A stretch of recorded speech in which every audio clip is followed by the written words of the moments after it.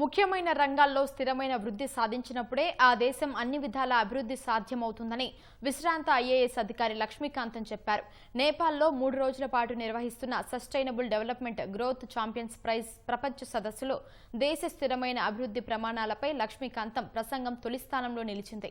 దేశంలో స్థిరమైన అభివృద్ధి సాధించాలంటే విద్య, వైద్య, వ్యవసాయ రంగాల్లో అభివృద్ధి సాధించాల్సిన అవసరం చాలా ముఖ్యమన్నారు.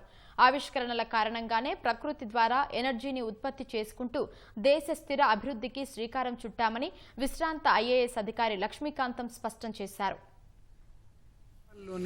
కాఠ్మండూలో వరల్డ్ కాన్ఫరెన్స్ కౌన్సిల్ తరఫున మరియు ప్రాజెక్ట్ 100 తరఫున ఎస్డిజి ఛాంపియన్ ప్రైజ్ ని తీసుకోవడం జరిగింది. సుస్థిర అభివృద్ధి లక్ష్యాలకు గాను అహర్నిశలు కృషి చేస్తూ ప్రపంచం మొత్తం పోరాడుతూ ఉంది. 2015లో 17 సుస్థిర అభివృద్ధి లక్ష్యాలను ఐక్యరాజ్య సమితి ఆమోదించిన తర్వాత 2030 లోపల ఈ లక్ష్యాలను అధిగమించాలి అని అనుకున్నారన్నమాట. కాబట్టి 2030 లోపల మనం ఈ గోల్స్ నన్ని సాధించగలగాలి.